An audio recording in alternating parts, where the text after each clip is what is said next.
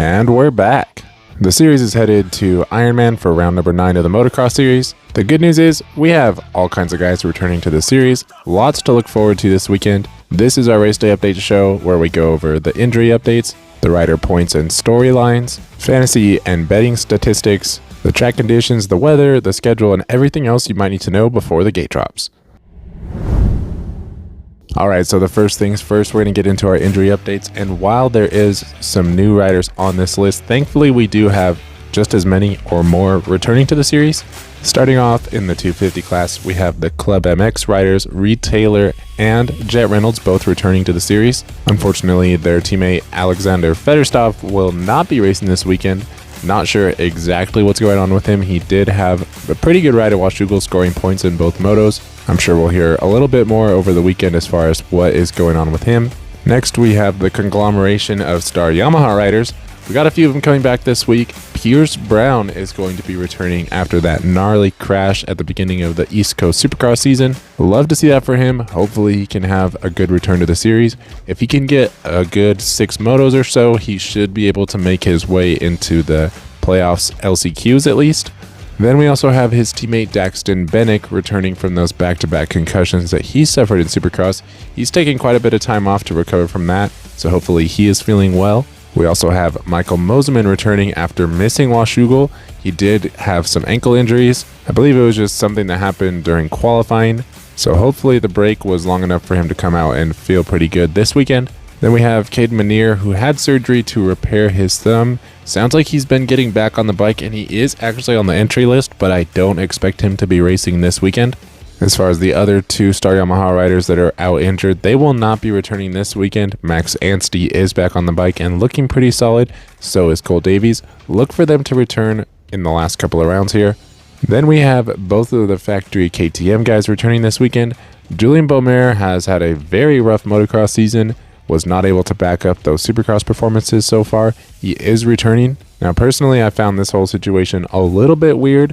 Listening to him talk about the race at Redbud, which was the last time you saw him, it sounded like he was just going to get back to the grind of things, and then we never really heard from him since. So my concern is that there was no real resolution to whatever this issue is that's going on with him, other than just hoping that the break was enough to make him start to feel better. That is strictly speculation though, so we'll have to see how he can do this weekend. As far as his teammate Tom Vial, he's missed the last couple of rounds after crashing at Spring Creek. He'll be returning this weekend. Looks like he was able to enjoy the break as well, so look for him to come out swinging. Then of course we have the Triumph riders. Jalik Swoll will be returning after a pretty hard hit to his head in Washougal. Not only is he dealing with that, but he also has that thumb injury that he opted to not get repaired, so he's definitely banged up right now. Unfortunately, not as banged up as his teammate Styles Robertson, who announced retirement. Now, he has had an insane amount of wrist surgeries to try to get his wrist to stabilize, and as you guys are seeing in the video here, his wrist was still completely unstable. Hard to imagine how you could compete at the highest level with a wrist like that. I really hate to see this for him. He had a few successful years in the class, but this feels a lot like what we saw out of Talon Hawkins at the start of the motocross series. Both riders were injured, and both of them are retiring pretty young. Talon Hawkins' case was a little bit more extreme as far as retiring early, but either way, you hate to see it for Styles Robertson. Hopefully he can find some peace in at least knowing that he gave it his best, and I definitely respect that. He can hold his head up high knowing that he tried, but I can also understand that it's pretty frustrating to try to do everything that you can and things still don't work out. Then we have the pro circuit riders of Ty Masterpool and Cameron McAdoo. They're going to both be out. It seems like Ty Masterpool might try to return for motocross at some point, but he's not looking too good. He has a gnarly brace on his hand. Really hate to see that for Ty. Hopefully things work out, but either way, he's not going to be racing this weekend. And as far as McAdoo, he's still recovering from that ACL injury. Then, of course, Casey Cochran is going to be out for the season with his shoulder injury. Chance Hymas and Gavin Towers are both out with torn ACLs. I was hoping we would see Nick Romano back this weekend, but sounds like he's still going to be out with his shoulder injury. It sounds like Carson Mumford is officially going to skip the entirety of motocross. And then, of course, we have Evan Ferry, who missed the entire season with his torn Achilles, and Trevor Collip with that gnarly femur injury. Moving on to the 450 class, the big news this weekend is that Aaron Plessinger is now sitting out the remainder of motocross. It sounds like he's dealing with some illnesses. he did come out and say on Instagram that it's not Epstein-Barr, and he also defended his trainer Alden Baker a bit. He did say that it was possibly brought on by the fact that he had a sinus infection and tried to push through it, but it didn't seem like that was a conclusive answer. Hopefully he can get all healed up and return strong for the playoffs. Cooper Webb is out after having knee surgery to repair what we believe was a torn meniscus. Savachi's still out with the leg injury. Grant Harlan and Derek Kelly are also out for the remainder of motocross with their respective leg injuries. And then unfortunately we have another UCL injury. Colt Nichols will be missing the remainder of the season. He's going in for a similar surgery to what Caden Manier just had. Jason Anderson is gone for the rest of the year. Ken Roxon is back on the bike and looking pretty good. He'll not be racing this weekend though. And then we have a couple of Honda riders returning to the field.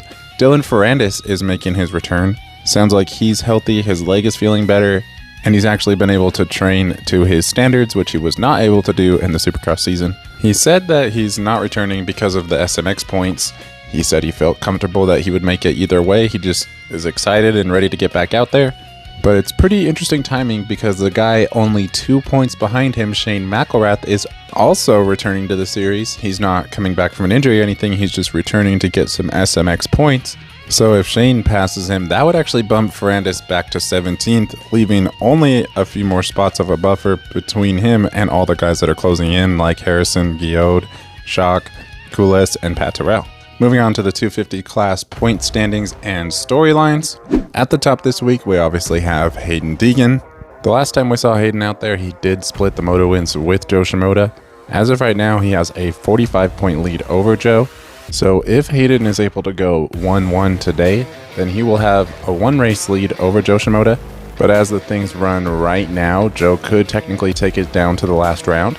Hayden did announce this week that he signed with Star Yamaha for 2026 and into the 450 class.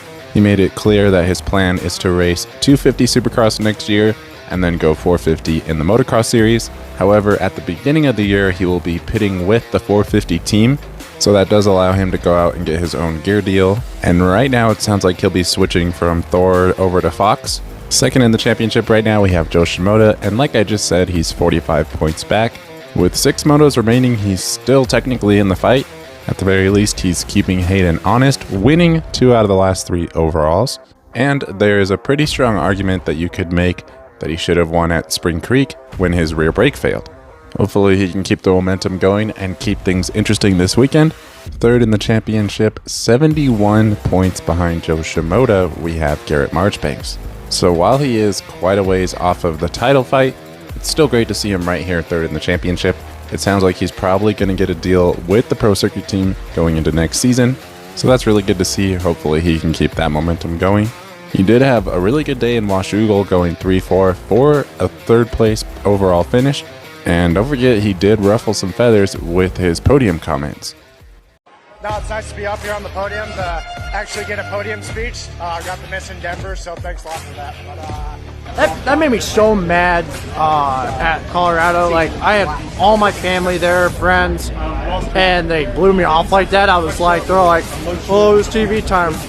Well, why? Then don't give it to anyone. Either give everyone the time or don't give anyone the time. Like, that's how I look at it. Like, you know, I put the team up there. I got up there. It's my first one I've ever gotten on the light side.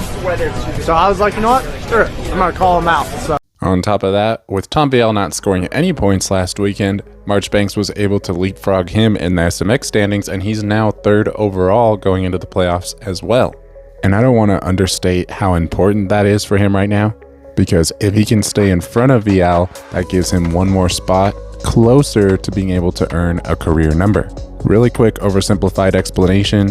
If you combine everybody's points for the entire season, 450s and 250s, the top 10 will get a career number if they don't already have one. And right now, Garrett is in 9th, right in between Malcolm Stewart and Hunter Lawrence. Now, Hunter Lawrence is only 14 points behind Marchbanks right now, so it's pretty likely that Marchbanks will be passed by Hunter and bumped back to 10th. But with him passing Vial, that would still get him his career number. It looks like the biggest factor is going to be Eli Tomac, who right now would actually be in 12th behind Vial, but I would expect him to continue pushing forward. He's 29 points behind Marchbanks. So believe it or not, there's a pretty big Eli Tomac versus Garrett Marchbanks battle going on right now. Eli Tomac obviously doesn't really care what's going on with that. He just wants to perform. Garrett Marchbanks, however, does want to make sure that he's on par with Tomac's points because he only has 29 points to give up to Eli Tomac if he wants to earn that career number. And obviously Vial could leapfrog him back too, but if he's going to try to stay ahead of Tomac, he'll probably be able to stay ahead of Vial as well. Fourth in the 250 championship, 13 points behind Marchbanks, we have Levi Kitchen. And unfortunately, we saw another mediocre performance for him at his hometown race in Washougal. He went 9:10 for 11th overall. Thankfully, he's still healthy. I do expect him to come back and continue to fight for podiums moving forward. Not really sure why he struggles at Washougal, but he's come out and said many times that he doesn't do good there. Nevertheless, even with that somewhat mediocre performance, he did leapfrog ahead of Chance Hymas in the SMX standings and is now tied with Jordan Smith for 9th overall as we head towards the playoffs. Fifth in the championship, only 30 points behind Levi Kitchen, we have Mikkel Harrop. And he didn't have a great weekend last weekend either, but he did manage to finish 7th overall. But interestingly, that was with only 10-7 moto scores. And remember, Levi Kitchen finished 11th overall with 9-10 moto scores. Really not that much different, but he was 4 positions lower. Anyways, it's great to see Mikkel come in here and have some great results. He's now top 5 in the championship. Doesn't sound like he's going to be staying in the American Series next year. Nonetheless, it was great to have him. Hopefully he'll do the playoffs as well. He's managed to push himself all the way up to 13th in the seeding, so I'd have to imagine he should be racing the playoffs at this point. 7 points behind Harrop, we have Vial, and like I said in the injury updates, he's returning this weekend. He completely skipped Washougal, so he definitely had a nice long break. Also, he did win the overall here last year. So granted, it was the last race of the season, things were getting wrapped up as far as the championship goes, but nonetheless, he does have success here at this track. He could come out here feeling fresh and really go fast. We'll have to wait and see. 7th in the championship, 32 points behind Vial, we have Michael Mosman, and he's also returning from injury this week. He twisted up his ankle at Washougal in qualifying. The thing that I'm really keeping an eye on with him is where is he going to be racing next year? So far, we don't really have any confirmation, but his results have been rock solid so far this season. As of right now, he's 6th in the playoff seeding. It's hard to imagine that somebody like Michael would not have a factory ride next season. Then 2 points behind Michael. 8th in the championship is where we have our first non-factory rider, Max Voland. He quietly had a pretty good day at Washougal, finishing inside the top 10 in both motos with an 8th and a 9th place finish for 8th overall. He's also 8th in SMX seeding right now, even though he did have some clutch issues at the beginning of Supercross that caused him to miss out on some points. He's been relatively rock solid all throughout the season, and it's great to see him still building. I really think that next year we could see him as a podium threat as we head into Supercross. 11 points behind Voland, we have Seth Hamaker. He's definitely had some struggles in the outdoor series so far this season, but we definitely saw a breakthrough in Supercross, and he's also had some really good motocross motos. He even went 7-3 for 4th overall last weekend, just missing out on the podium, but he did get that podium finish in moto number 2. So if he can stay healthy and keep this momentum going, combined with how good he was in Supercross, he could definitely be a threat in the playoffs as well. As of right now, even after missing some motocross, he's still well inside the top 5 in SMX seeding. So he's going to have a pretty solid base of points. And if he can couple that with some confidence as we leave motocross, just watch out for him. Rounding out your top 10, just 5 points behind Hamaker, is where we find Triumph's Jordan Smith. He's never really been known as a killer motocross rider, but we have seen him obviously even this year win Supercross races. It's great to see him starting to put in full motocross seasons as well now that the SMX series is a thing. Seems like he's just out there cashing a paycheck. He did get a 6th in Moto number 1 last weekend, but struggled in Moto 2. Look for him to just try to stay healthy and keep the ball rolling as we head towards the playoffs. 10 points behind Jordan Smith, and 11th is where we find Dylan Schwartz. And man, that was an awesome ride out of him in Moto number 1 at Washougal, where we saw him get a 4th place finish. Unfortunately, he did struggle in Moto number 2 just a bit, finishing just outside the top 10, which bumped him all the way back to a 6th place overall finish. Nonetheless, anytime you're finishing inside the top 5, especially on a non-factory bike, it's always a great ride. And with that great ride, he finally leapfrogged just inside of the top 20 of the SMX standings, because remember, he didn't really compete in Supercross. So as long as he can finish off the season solid, he should be qualified directly into the main events. So shout out to Dylan Schwartz, looking great out there. 10 points behind Dylan Schwartz is where we find Chance Hymas, and again, he will be out for the remainder of the season with his torn ACL. Another 4 points behind Chance is where we find Ryder DeFrancisco, and it was great to see him get a top 10 overall finish last weekend. The season's been really up and down for him. We saw him get the fastest qualifier at Redbud, and he had a pretty good overall finish there as well. But for the most part, he's been finishing a lot closer to 20th than he has the top 10. Luckily, he did have a couple of good Supercross finishes to start the season, so he is 18th in the SMX seeding right now. As long as he can stay on this pace, he will also qualify directly into the playoff main events. 15 points behind DeFrancisco is where we find Ty Masterpool. Right now, if he does come back, it looks like he is going to probably have to do the LCQs in the playoffs because he would have to likely catch and pass Dylan Schwartz, and he's riding solid and already has a pretty big gap.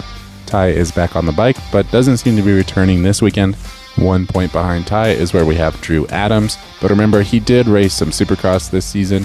He also rode pretty good at Washougal, getting a 6th place finish in Moto 2 and finishing 9th overall. So right now he is holding down 19th in the SMX points, just in front of Dylan Schwartz and right behind Ryder DeFrancisco. Things are still staying pretty tight right here in the championship though, because only 2 points behind him we have Parker Ross. He ended up going 12-15 for 14th overall last weekend, which was not his best performance, but don't forget he did have a really solid Supercross season, so he's actually in 17th in the SMX points ahead of all the guys we just talked about. Then only 1 point behind Parker, we have Austin Faulkner. It was so great to see Austin finally have a good ride this season. It was nothing like the great rides that he's had in the past, but it's been way better than every other ride so far this season. He ended up getting a top 5 in both motos, and that was something he definitely needed. That was enough to leapfrog him ahead of RJ Hampshire, all the way up to 14th in the SMX points right now.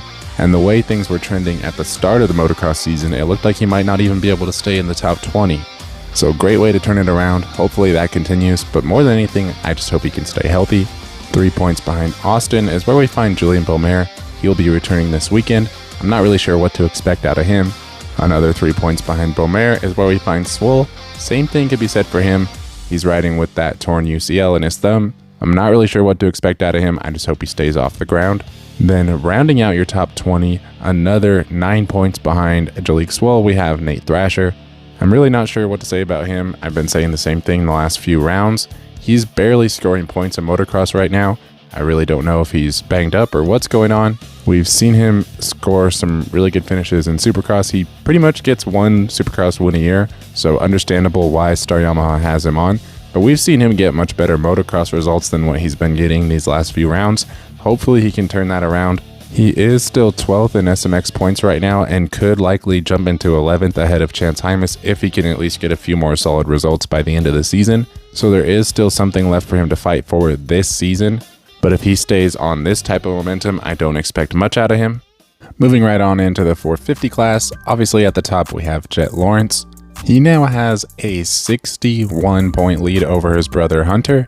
Now he did lose his second overall ever in his career at Washougal, so he lost a couple of points to Chase Sexton at Washougal, which could play a factor, but not in the motocross championship. We'll get into that a little bit deeper when we talk about Chase Sexton.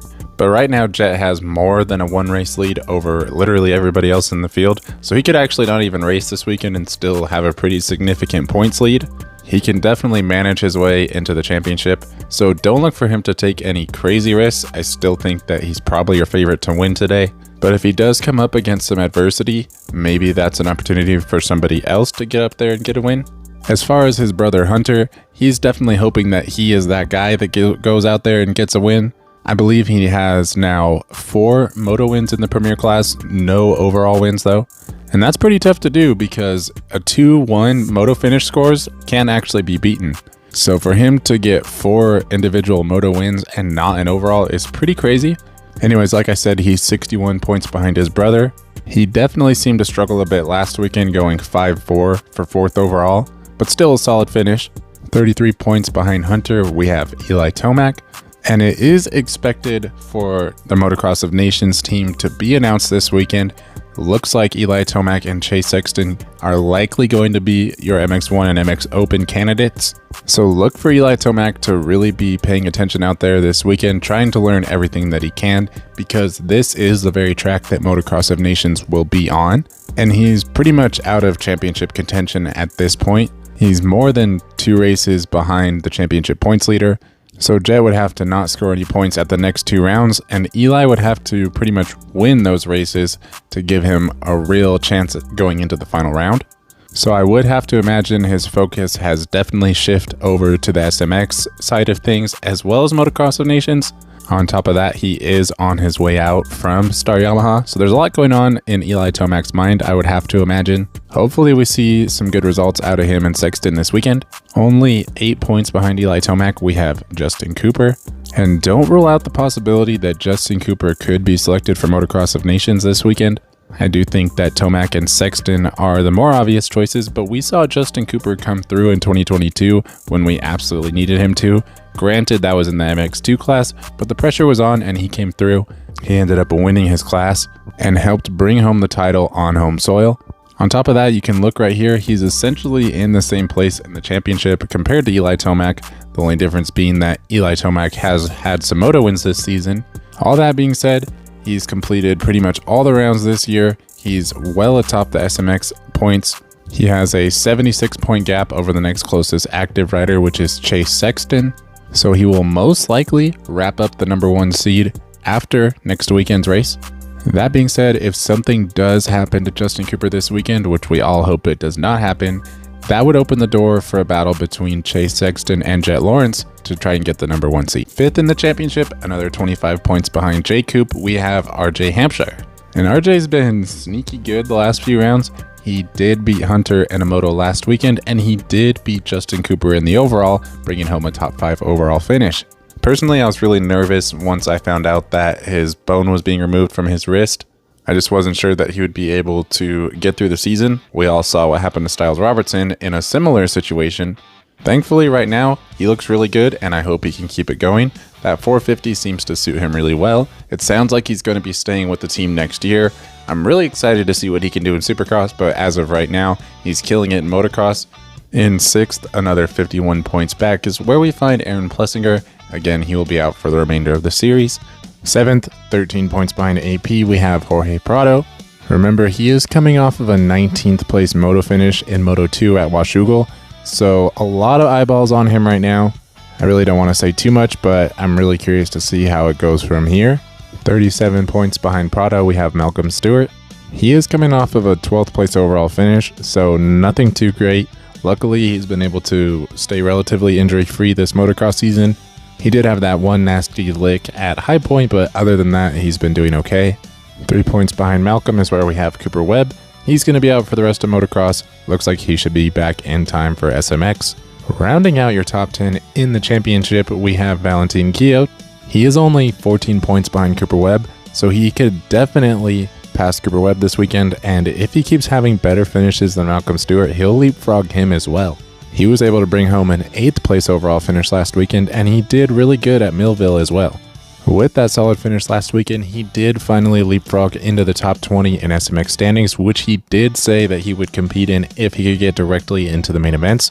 Right now, he's only 10 points behind Mitchell Harrison, who he has been outperforming as well, so he could look to cushion that moving forward. Cody Schock, who is the next closest active rider, is only 10 points behind him, so he is far from secured his spot, but as of right now, he's the last guy directly into the main event, so shout out to Valentin Guillot, absolutely killing it.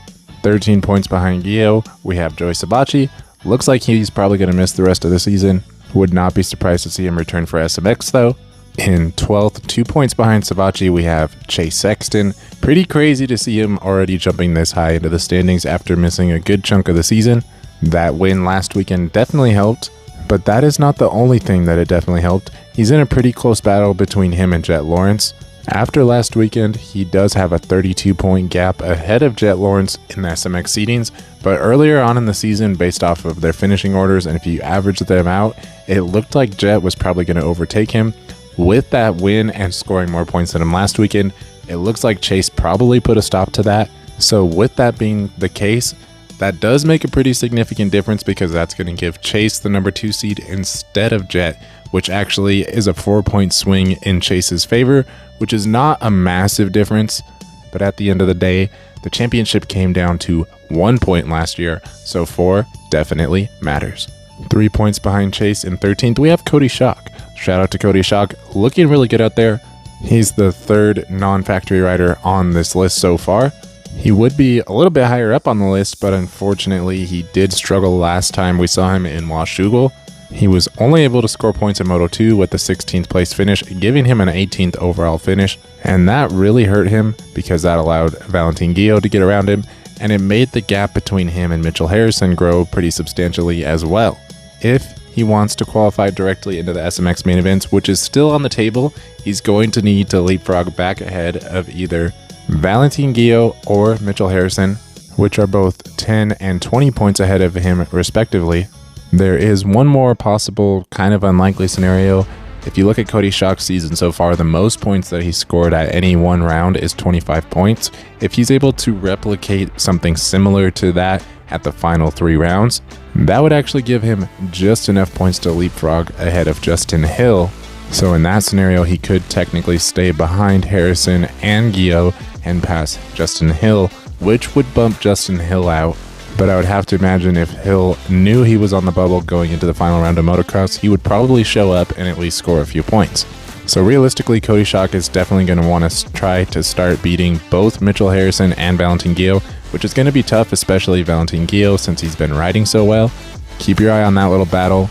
He's definitely capable of mixing it up with those guys. It'd be pretty cool to see if Mitchell Harrison could score his way directly into the playoff main events.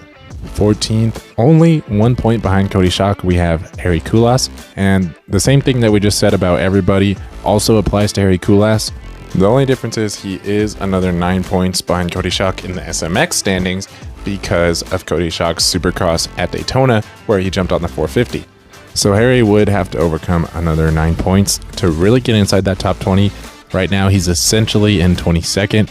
I do have to imagine he would probably race the LCQs if he had to, but the LCQs could be a bit tough, so I'm sure he's going to do his best not to have to do that. 7 points behind Harry Kulas is where we find Justin Barcia. It's great to have Justin Barcia back out there. He's actually looking really good. He was able to bring home a 7th place overall last weekend right behind Justin Cooper, so he's definitely at the top of the best of the rest. Tied with Justin Barcia is where we find Jason Anderson. Like I said earlier, he's out for the year. Look for him to likely be on a Suzuki next season. And speaking of Suzukis, another 7 points behind Jason Anderson is where we find Benoit Patrel. He was actually right there with Valentin Guillot earlier on in the season. Unfortunately, he has suffered a few DNFs and not quite been up to the same pace as Valentin Guillot at the last few rounds. He did not score any points at Washougal, so curious to see what's going on there. He actually started off rock solid at the beginning of the season.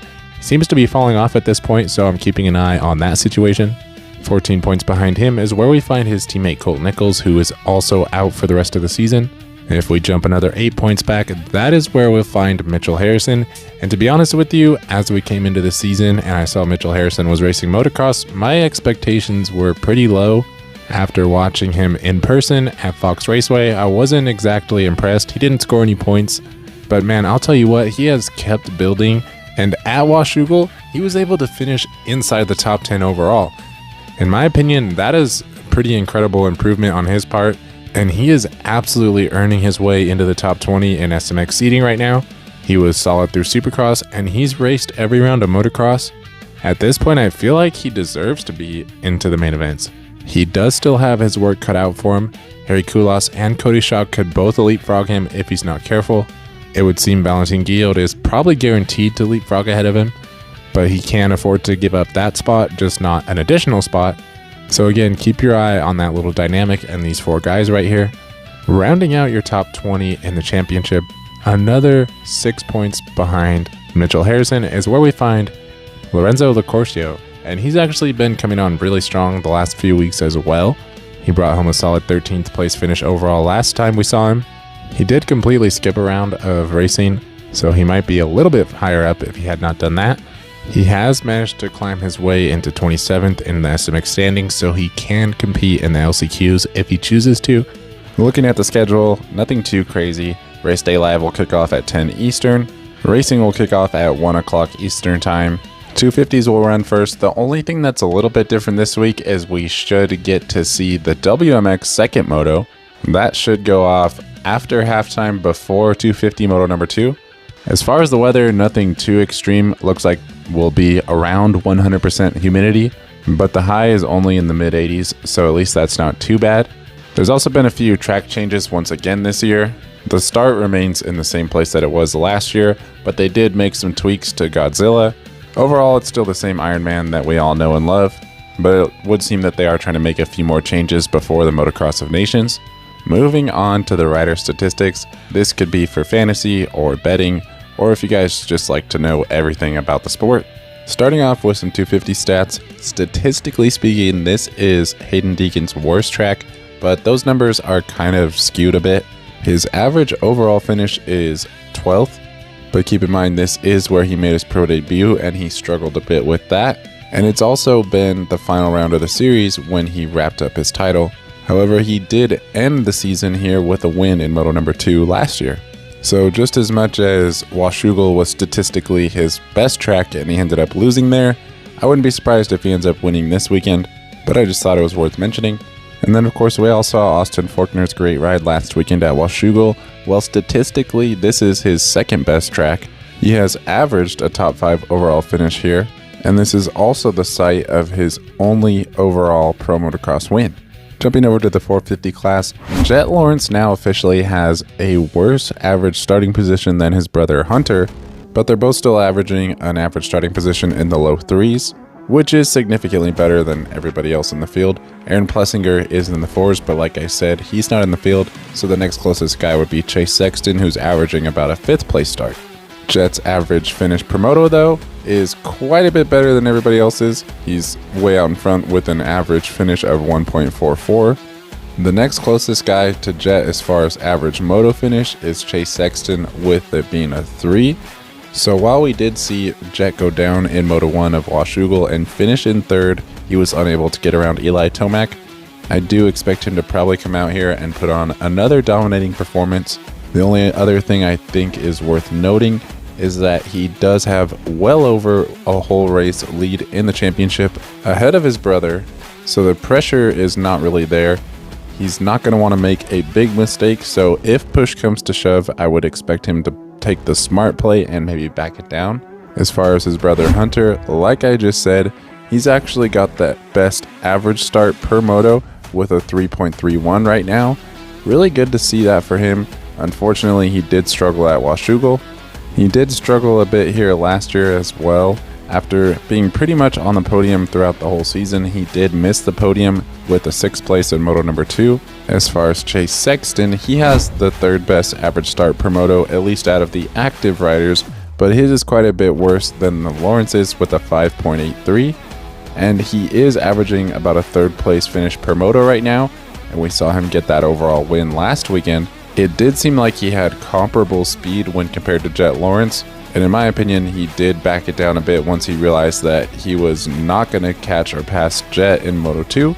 Not saying he could have, but one thing I don't think you can argue is that he definitely was holding off Jet for the entirety of that first moto up until he went down. On a slightly unrelated note, I'm curious to see if Chase Sexton is picked for Motocross of Nations. Do they give him the MX1 or the MX Open class? There is a bit of strategy that goes into that, but with the place that we took last year, if he is selected for MX1, that would give him the number 4, so it would be pretty weird if they put him in MX Open, just seeing him run the number 5 and Tomac on the number 4. And speaking of Eli Tomac, he is averaging a pretty bad 7.5 start position. That actually puts him all the way back in 7th, all the way behind Jorge Prado. He does have the 5th best average finish per moto, but that's actually worse than Justin Cooper. Tomac is averaging a 5.88 finish per moto, and Justin Cooper is actually in the 4s. The reason that Eli Tomac is still ahead of Cooper in the points is because of his moto wins. One thing a lot of people might not remember though is that Eli did come back and race this race last year, and he was able to get on the overall podium. As far as Justin Cooper, he's been pretty solid this season, but his starts are not that good. He's averaging a 6.13 average starting position per moto. That's actually 5th best overall, but pretty far off from the Lawrences. Kind of on pace with Chase Sexton, I guess. And like I just said when we were talking about Eli, he actually has a high 4 average finishing position per moto, which is better than Eli Tomac's. And that being said, he did struggle at Washougal. He was not able to get into the top 5 overall. He was bested by RJ Hampshire, and he did come in 5th here last year. Looking at the guy who kicked Justin Cooper out of the top 5 last weekend, RJ Hampshire, he's actually really struggled with the starts in general this year. He's actually your 9th best average starter with a 8.94, almost outside of the top 10. He's definitely had a fair share of starts outside the top 10. That being said, his average finish position is not that far off of Eli Tomac. Remember, Eli's average finishing position per moto was a 5.88, where RJ Hampshire's is only a 6.13. So if you guys are trying to figure out who to put in your top 5, I definitely think it should come from these 6 riders right here. The next closest guy in the championship right now would be Jorge Prado or Malcolm Stewart, and I really just don't see either of them getting inside the top 5 this weekend. Maybe, if you want to go absolutely nuts, you could take a flyer on Dylan Ferrandis. Personally, I'd be pretty shocked if he comes out here and gets a top 5. But if he's really fast in qualifying, maybe take a look at that. As far as the wild card this week in Rocky Mountain, it is 12th place, and it's going to be super tricky to figure this out right now. What I like to do to get a general idea is look at the point standings. So right now, there is 3 guys who are inside of the top 12 that are not racing anymore. We have Aaron Plessinger, Cooper Webb, as well as Joey Savacci. So once you add those 3 guys to the 12th place position, now we're looking around the 15th place range in the championship. But to get down to there, now you have to leapfrog Chase Sexton as well as Justin Barcia, and they're both actually finishing inside the top 12. So now we have to add another 2 spots onto that, and that would actually leapfrog over Jason Anderson. So essentially what ends up happening is you end up right around that 16th, 17th place range, which would be Benoit Patrell. But then you could throw Dylan Ferrandis back in there to maybe bring it back up a position. So if we do that, the next guy above Patrell would actually be Harry Koulas. And looking at the results last weekend, Harry Koulas might be a reasonable pick. He went 11-12 in the motos for 11th overall, but he did end up beating Malcolm Stewart, who went 16-8. So if Malcolm could get rid of that 16th place finish in moto number 1, he would leapfrog ahead of Harry Koulas, which would put him into 12th. But then keep in mind, Mitchell Harrison was finishing inside the top 10. So if Harry Koulas could have a slightly better day than Mitchell Harrison, maybe Mitchell Harrison would fall back into that 12th place position. And all of that being said, Jorge Prado was outside the top 12. So if you think he's going to be inside the top 12 this weekend, maybe we have to bump those guys back down. It's really quite a mess. There's a lot of guys who could finish in that position. Realistically, I think you have to look at even Gio, probably Licorcio, of course Cody Schock. Whoever you guys think would be a good fit for that position, I would just go ahead and do that. With all that being said, if you guys are still watching, I just want to thank you from the bottom of my heart for watching the entire video. It really does mean a lot. Thank you guys for watching, and I will see you in the next video.